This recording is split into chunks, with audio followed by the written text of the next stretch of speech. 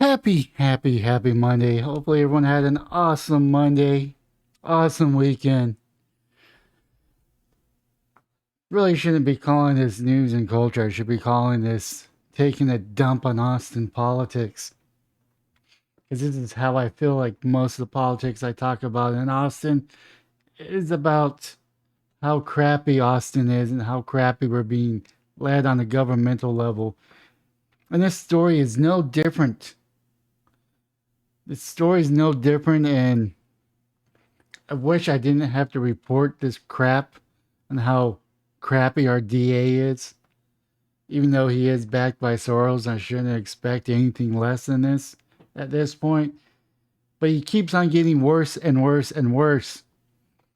If there's ever a petition to be signed, I will sign it to recall this mofo. He cares more about criminals than the actual safety of Austin, Texas, and surrounding areas. He cares more about criminals than the safety of Travis County. And he keeps on proving me right. Every freaking day there's something else that comes up with his name stamped all over to it with his soft on crime policies. Not to mention that we're seeing a crime wave like we never seen before. Murders are up, carjackings are up, muggings are up, crimes of opportunities are up. At the worst time while we treat our cops like garbage. When I say we, I mean the people, as in the government. And this DA is also charging cops that defended themselves. By the way, did I get his name right? Not that I really care. It doesn't really deserve to be corrected. Let's see here. Alright, let's go ahead and get to the story. Family of murdered Texas man says Soros DA ignored their wishes, cut deals with suspects, absolutely disgusted. A retired Austin police officer said the family is being re-victimized by the progressive prosecutor. But there is a shiny hope. There is karma within this story. Not much, but there is karma.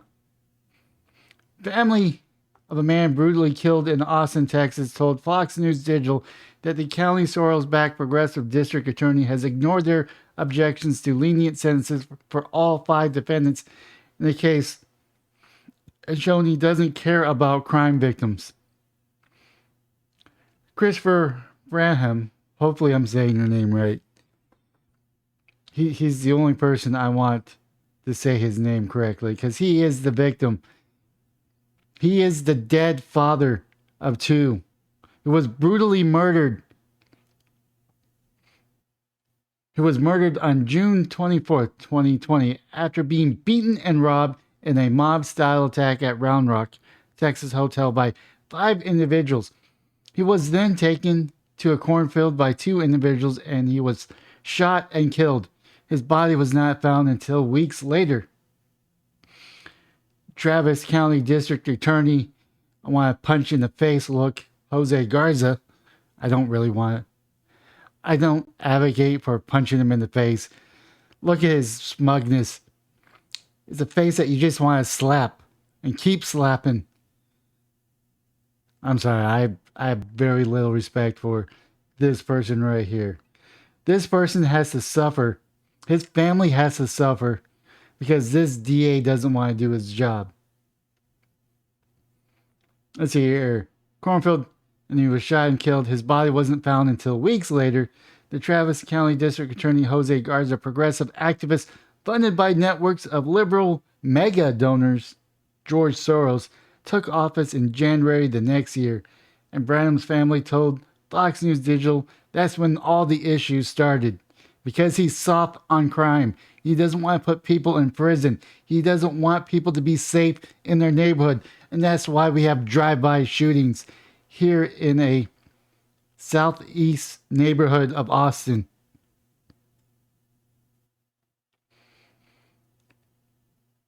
Branham said that the evidence against the 5 defendants is overwhelming and included terabytes of data and video posted on social media. So there's no reason for a plea deal, assuming that this is true. And I'm pretty sure it is true. We were very confident and were promised that they were going to go for capital murder and they would go away forever. We were very confident in all the cases, and then in January, DA Garza takes over and we immediately informed us that he was not going for capital murder because that's what he ran on. We were very furious about that. Connie Branham, Christopher Branham's mother, told Fox News Digital. Branham's family said that juvenile Sean Rogers, one of the suspects seen stomping on Christopher Branham and breaking his bones during the robbery in the video she posted on social media, was facing decades in juvenile detention before Garza office intervened and refiled lower charges without notifying them and sent her to rehabilitation center for sex trafficking victims until her 18th birthday rather than juvenile detention facility. And this is where the karma comes into play. There's evidence showing that she was stomping on him, but yet he doesn't want to fully charge her for her actions. I want to say that she was sex trafficked. Calling Bravo Sierra on that.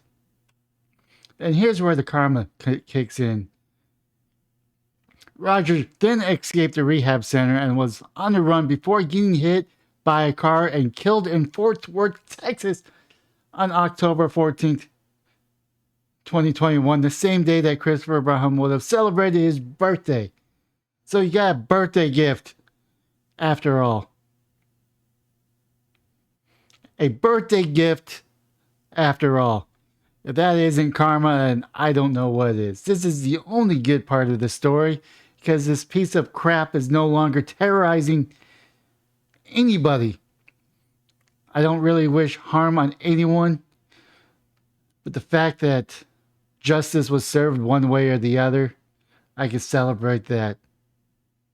This is the only win that we're probably going to get in a very long time until Garza is recalled or voted out of office. Sooner the better. The Branham family told that News Digital that Garza office never notified them Rogers was on the loose and back in the community, and the family found out on their own that she was on the run. I was doing research on missing persons around midnight, and lo and behold, her face comes up on my screen. Connie Branham said, I could have had a heart attack right there. It was absolutely horrific. Oh no, we must protect minors that commit crimes.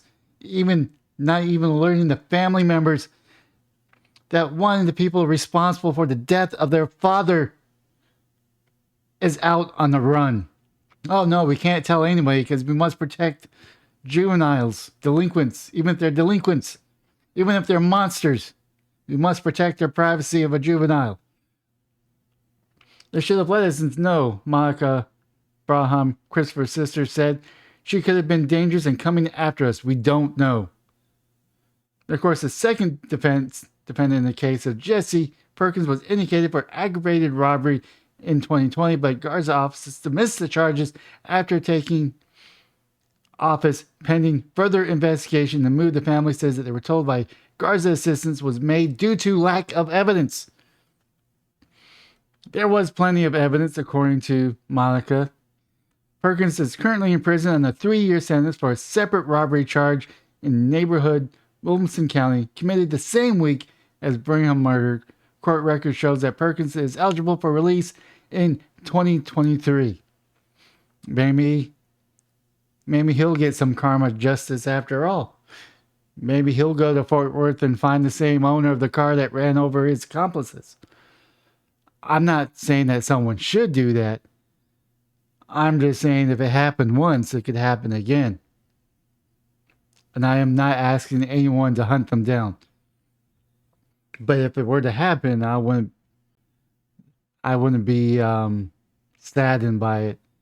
The only issue is there's going to be another victim in that case. If another person runs this person over, the victim is going to be the person running them over because they're going to have to deal with the fact that they ran someone over and hurt them severely.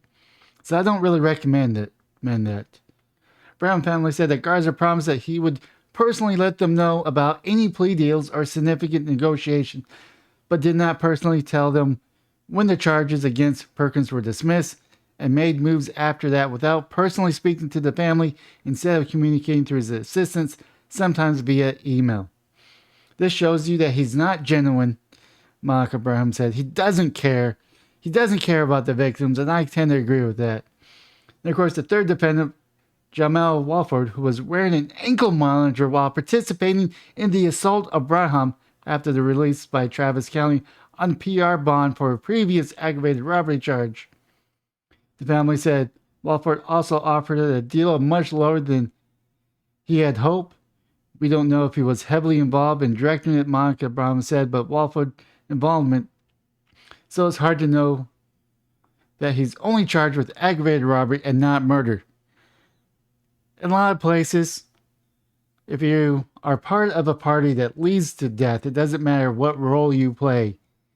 If your actions led up to a series of events that led to murder, you'll be charged with murder. Once upon a time, that is the same thing that happened here in Texas, but under DA Garza, it seems like criminals get a free pass while victims gotta live in fear. But heaven forbid the victim fights back. Then he'll charge you with the full force of the law. Equal application of the law does not apply, and if you even dare fight back, he's going to charge you or make your life miserable before dropping the charges.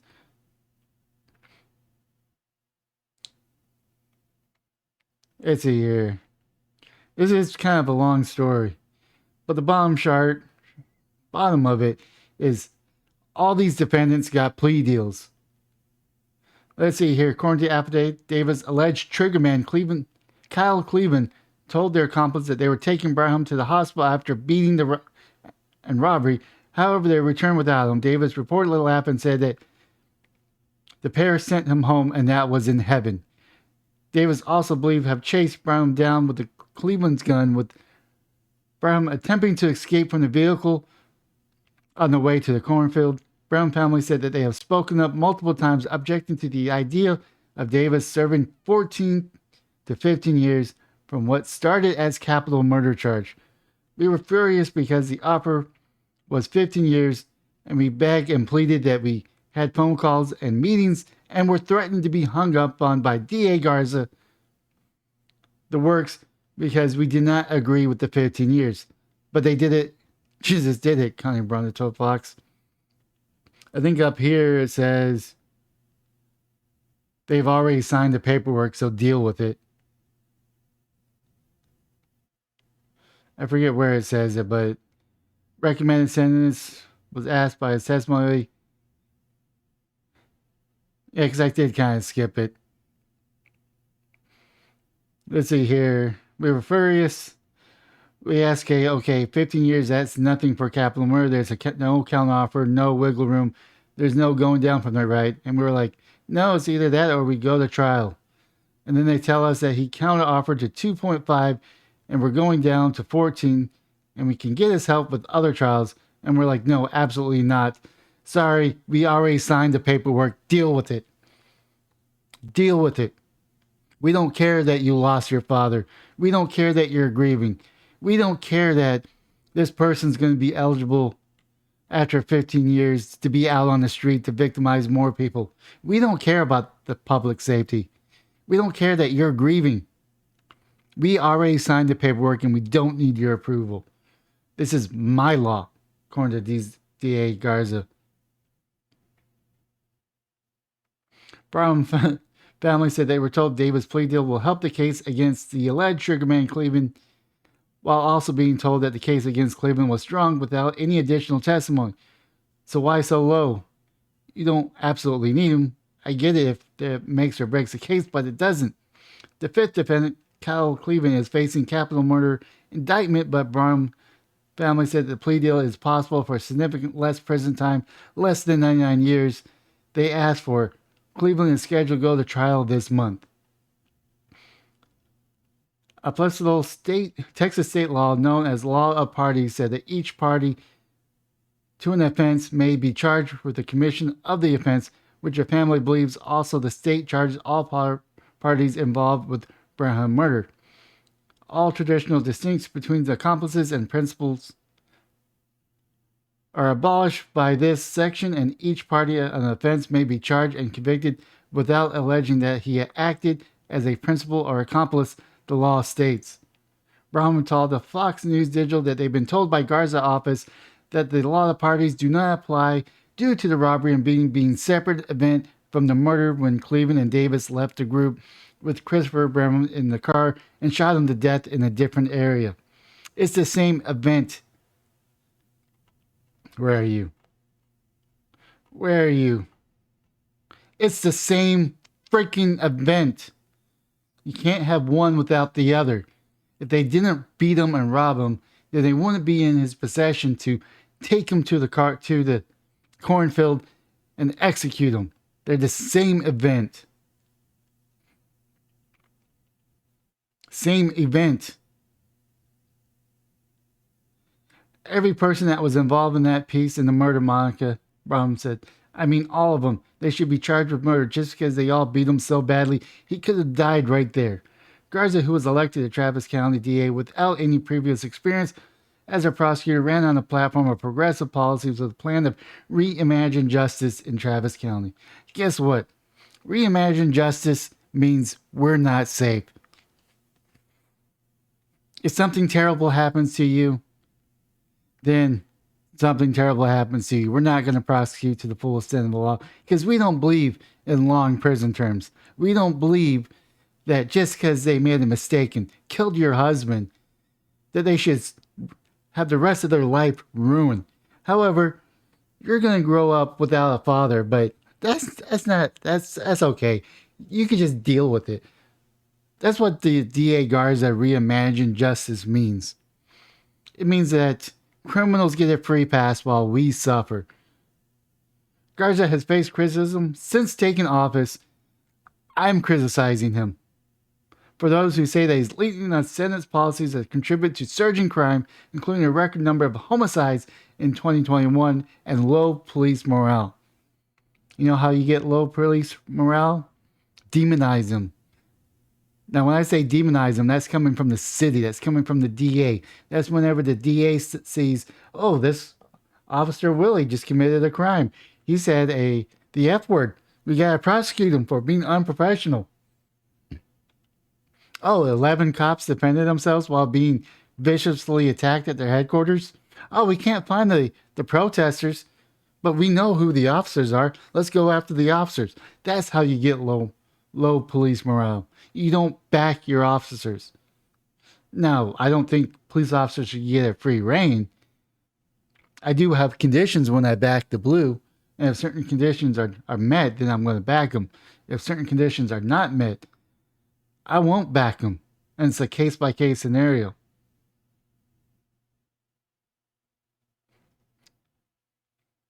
And according to Dennis Ferris, president of Austin Police Retired Office Association, told Fox News Digital, appears that Garza has now become more of an advocate for criminals than he has for the victim. The prosecution's acting more like a defense attorney than they are a prosecutor. Ferris says whether his skewed view on what the criminal justice reform is, it isn't working.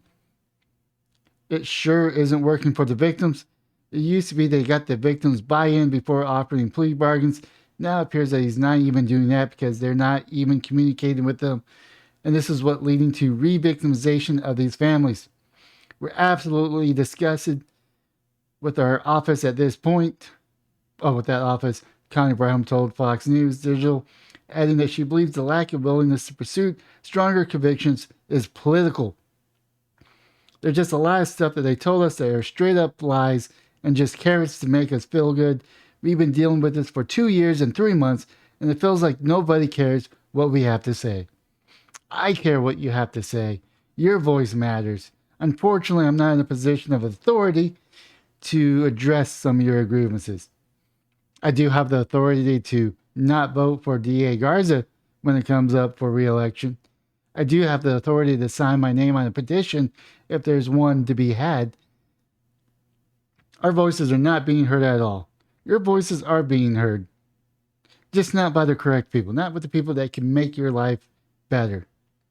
Family says that they searched for the cornfields for Christopher's body for weeks while the suspects remained uncooperative and could have shown remorse and revealed where the body was, which adds to the frustration that they offered deals by the DA office. My dad was in a cornfield every day, Monica Brahm said about her father, Jim Brahm, and the search for his body while suspects remain uncooperative. What is that supposed to say? You're still giving them a deal when they left them out there? I mean, this is terrible. This is definitely re-victimization. This is state-sponsored victimization of family members of a victim that died terribly.